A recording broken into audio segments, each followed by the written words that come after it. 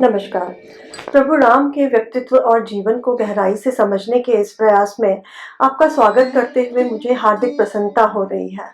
राम के जीवन का हर प्रसंग शिक्षाप्रद है, आदर्श है।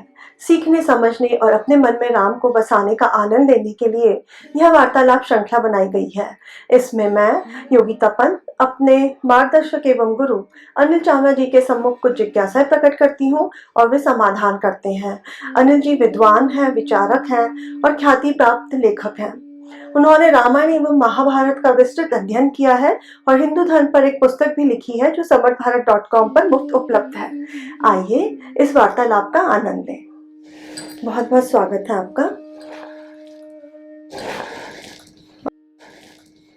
अनिल जी, पिछली बार आपने बताया था कि राम को एक महिला का वध करने में बहुत संकोच हो रहा था, क्योंकि किसी भी स्त्री का वध करना साधारणतः वर्जित होता है।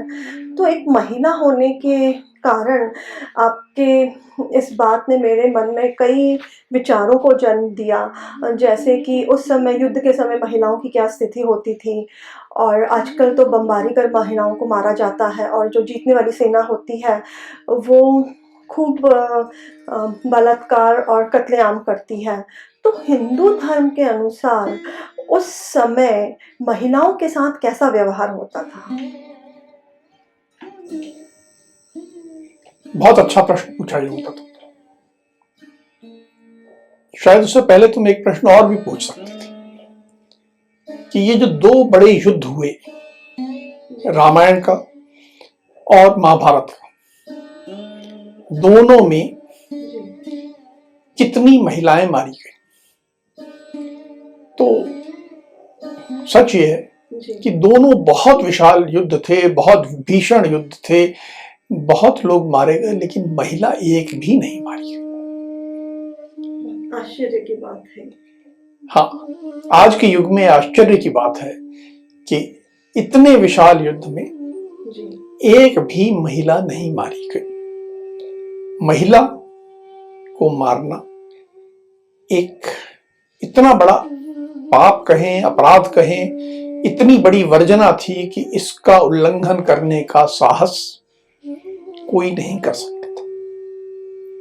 और ये केवल जिस भूभाग को हम इंडिया या भारत आज कहते हैं उसकी बात नहीं है, ये लगभग पूरे विश्व की बात है।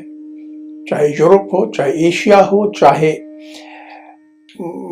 यहां तक मैं समझता हूं कि अमेरिकाज में आज से 1000 वर्ष पूर्व तक यही परंपरा थी। 1000 वर्ष पूर्व जब हिंदू धर्म कमजोर होने लगा तो यह इस प्रकार के युद्ध होने लगे। मेरा मानना यह है कि पिछले 1000 वर्ष में जितनी महिलाएं मारी गई हैं उतनी शायद पहले 2000 या 3000 वर्षों में भी नहीं मारी गई होंगी। हमारे आज के युद्ध में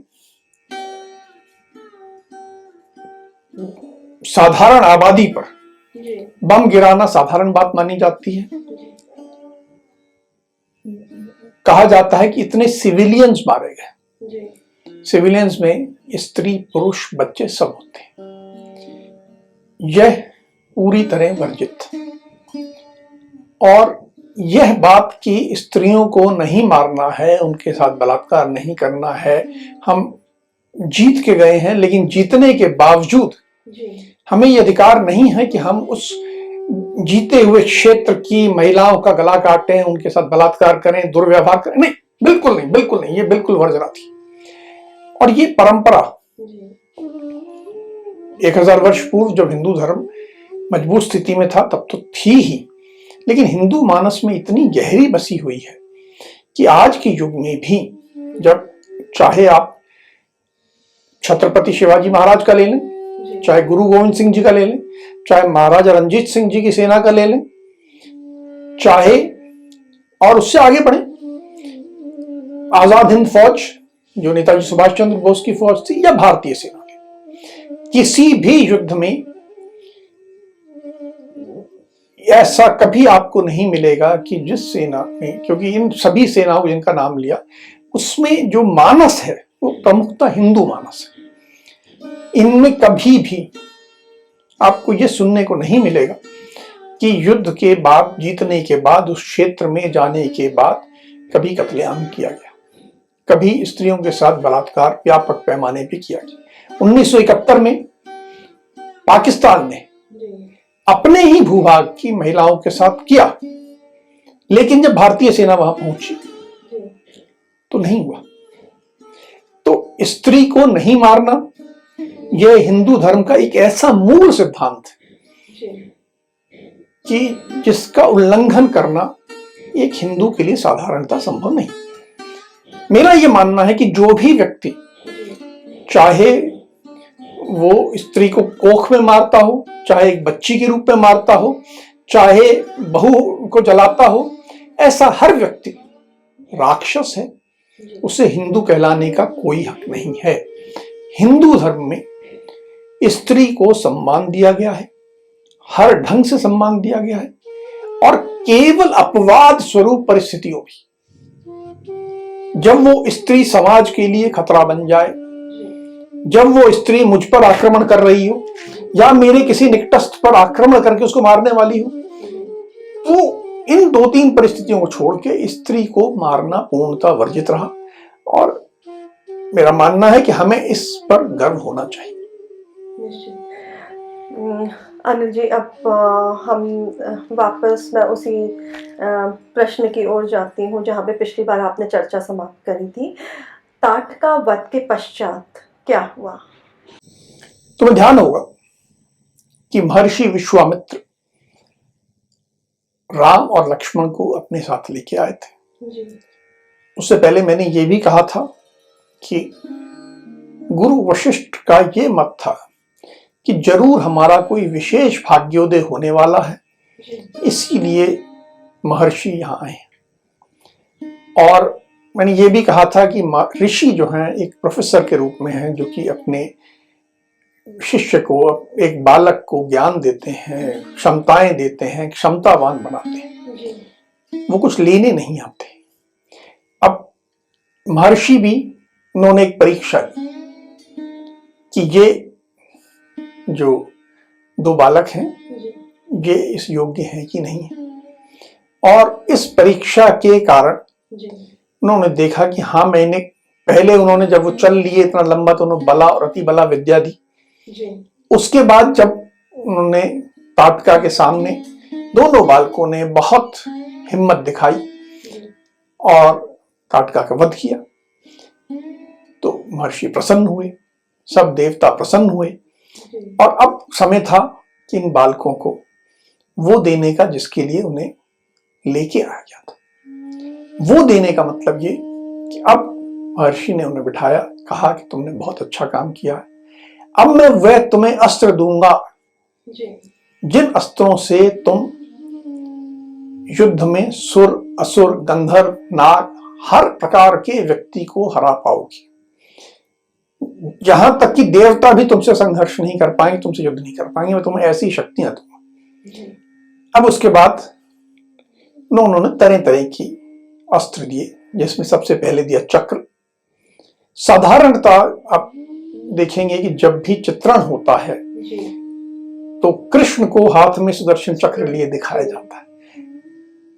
लोगों को ये ज्ञात नहीं है कि राम को भी चक्र प्राप्त था। महर्षि विश्वामित्र ने उन्हें 5 प्रकार के चक्र दिए, दंड चक्र, धर्म चक्र, विश्व का चक्र, इंद्र का चक्र, सब प्रकार के चक्र दिए, सब प्रकार के पाश दिए, विभिन्न प्रकार के अस्त्र दिए, आग्नेय अस्त्र, वायु अस्त्र, ब्रह्मास्त्र। मोटे तौर से अगर हम समझें तो उस समय की टेक्नोलॉजी के हिसाब से जो सबसे परिष्कृत, सबसे उच्च टेक्नोलॉजी आर्मामेंट्स में, एम्यूनिशंस में, वेपन्स में अवेलेबल थी, उपलब्ध थी, वो सब महर्षि विश्वामित्र ने राम को दे दी। इसके पश्चात राम विश्व के सबसे उच्च श्रेणी के शस्त्रों से सुसज्जित हो गए। मैंने पहले भी कहा था कि महर्षि जानते थे कि आगे जो मारीच और सुबाहु को मारना है उसके लिए इन बालकों के धनुष बाण काम नहीं आएंगे, उसके लिए ज्यादा शक्तियां चाहिए। और ताटकावध के बाद महर्षि ने उन्हें वो सब शक्तियां दे दी जिससे राम देवताओं से भी आगे निकल गए। इंद्र का वज्र अस्त्र जो सुर असुर संग्राम के लिए था वो भी उन्हें मिला, विभिन्न प्रकार के पाश मिले। तो इन सब से वो अब हर तरह से संपन्न हो गए। उसके बाद अगले दिन महर्षि राम लक्ष्मण को लेके अपने आश्रम गए। उसका नाम था सिद्धाश्रम। वही प्रयोजन था, महर्षि को एक यज्ञ करना था, अनुष्ठान करना था जो 6 दिन चलने वाला था।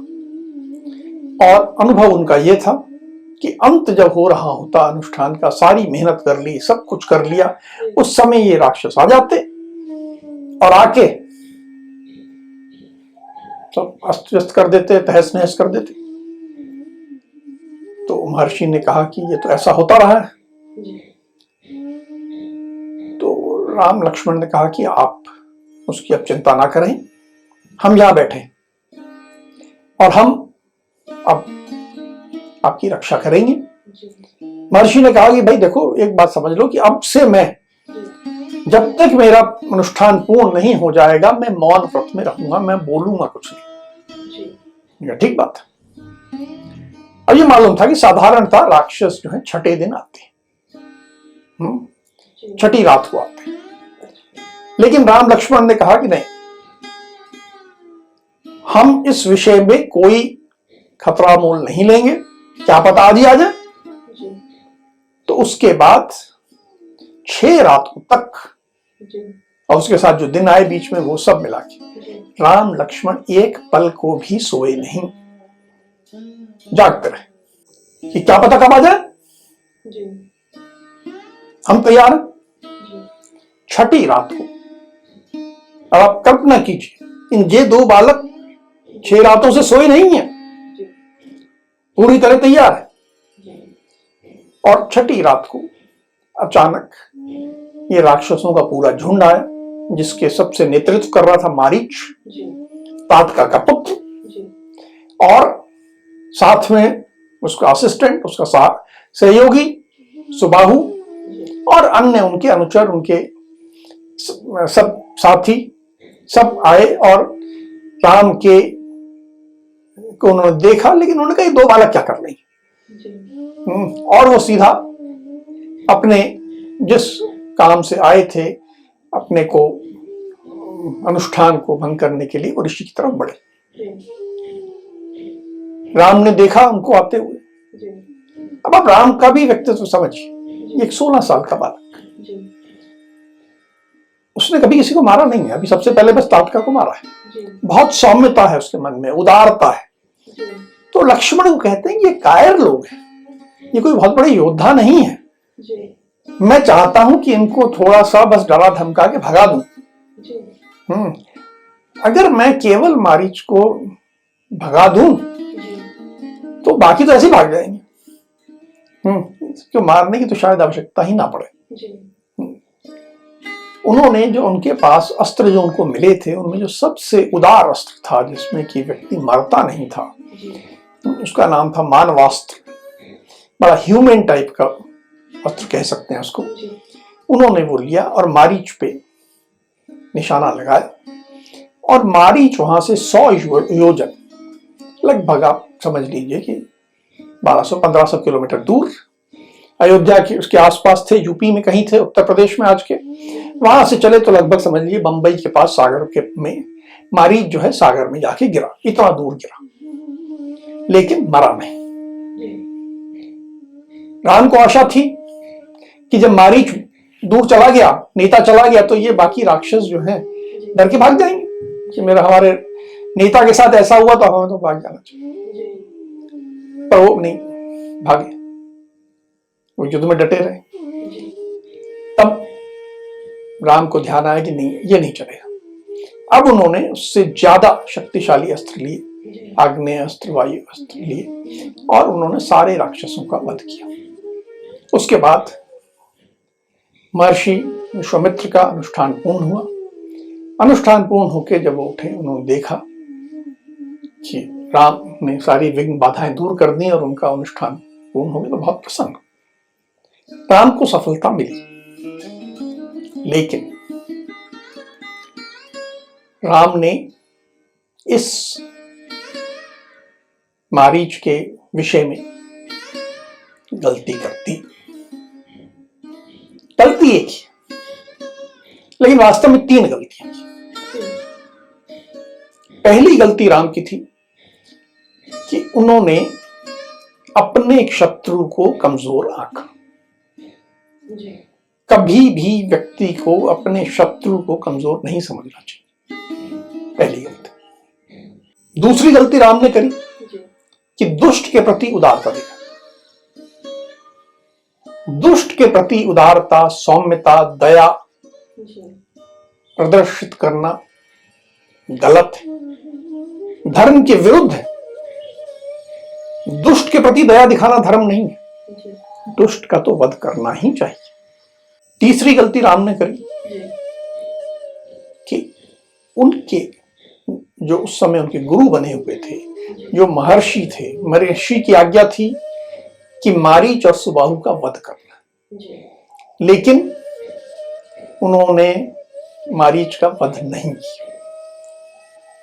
ये तीनों गलतियां राम पर उस समय की सफलता के कारण किसी ने उसके ऊपर, महर्षि ने उन्हें कोई सजा नहीं दी, लेकिन गलतियां तो थी। और ये बात एक समझने की है कि जो भी कोई मनुष्य योनि में जन्म लेता है, मनुष्य के रूप में जन्म लेता है, उससे गलती होती है। राम इसके अपवाद नहीं थे, तो राम से भी ये गलतियां हुई। अनिल जी, आपने भी कहा कि राम से गलती हुई, तो उसका उन्हें क्या परिणाम भुगतना पड़ा? ठीक प्रश्न। कोई भी व्यक्ति यदि कुछ गलत करता है तो उसको अंततोगत्वा कभी न कभी उसका कोई परिणाम भुगतना होता है। चाहे वो राम, जिसे हम प्रभु का अवतार मानते हैं, वो प्रभु का अवतार ही क्यों ना, गलती का परिणाम तो भुगतना पड़ता है, चाहे सजा ना भुगतनी पड़े। महर्षि ने उन्हें कोई सजा नहीं दी। महर्षि अत्यंत प्रसन्न थे कि मेरा अनुष्ठान पूर्ण हुआ, मैं जो जो चाह रहा था सब हो गया। तो महर्षि ने उन्हें कोई सजा नहीं दी। महर्षि ने उन्हें गले से लगाया, सब प्यार किया, स्नेह दिया, सब दिया, लेकिन जो गलती हुई राम से, उसका भुगतना पड़ा राम को परिणाम। और ये परिणाम बहुत साल बाद मिला। तुमने राम कथा जब सुनी होगी तो सुना होगा कि जब रावण सीता का अपहरण करना चाहता था तो एक सोने का मृग वहां आया था। वो सोने का मृग यही मारीच था। ये मारीच ही बाद में सोने का मृग बनकर सीता को छलने के लिए आया। राम उसके पीछे गए और जिस समय राम मारीच के पीछे गए थे उसको स्वर्ण मृग का शिकार करने, तभी रावण ने सीता का अपहरण किया। अर्थात लगभग 13, 14, 15 वर्ष बाद अगर मारीच को अभी जिस समय विश्वामित्र के आश्रम में मारीच को के साथ युद्ध हो रहा था, उसी समय उसका वध कर देते राम, तो ये सब बाद में शायद कथा कुछ और होती। तो कहीं ना कहीं इस गलती का परिणाम राम को ही भुगतना पड़ा। जब उनकी पत्नी का अपहरण हुआ, दुष्ट व्यक्ति के साथ अगर आप दया दिखाएंगे, उसे छोड़ देंगे, तो कहीं ना कहीं वो दुष्ट वापस आके आपको कष्ट देगा, आपको परेशान करेगा। यही राम के साथ भी हुआ। तो इसलिए जो 3 गलतियां राम ने की, पहली, कभी भी अपने शत्रु को कम मत आंको। शत्रु के साथ युद्ध करते हुए पूरा मानस, पूरा शक्ति से उसका प्रतिकार करो। दूसरा, दुष्ट पे कभी दया मत करो। दुष्ट के साथ कोई उदारता मत दिखाओ। उदारता, दया, क्षमा, ये सब बातें बहुत अच्छी, लेकिन दुष्टों के साथ नहीं। अच्छे लोगों के साथ ये सब खूब दिखाइए, लेकिन दुष्ट के साथ कभी। और तीसरी बात, जो हमारे गुरुजन हैं, जो विद्वत जन हैं, जो आप ऋषि कह सकते हैं, जो प्रोफेसर कह सकते हैं, एकेडमिशियंस कह सकते हैं, उनकी बातों को पूरा वजन। बहुत अच्छी बात बताई अनिल जी आपने। अब आज की चर्चा को हम यहीं विराम देते हैं। अगली कड़ी में राम के कुछ अनछुए पहलुओं के साथ हम दोनों फिर उपस्थित होंगे। राम राम। राम राम।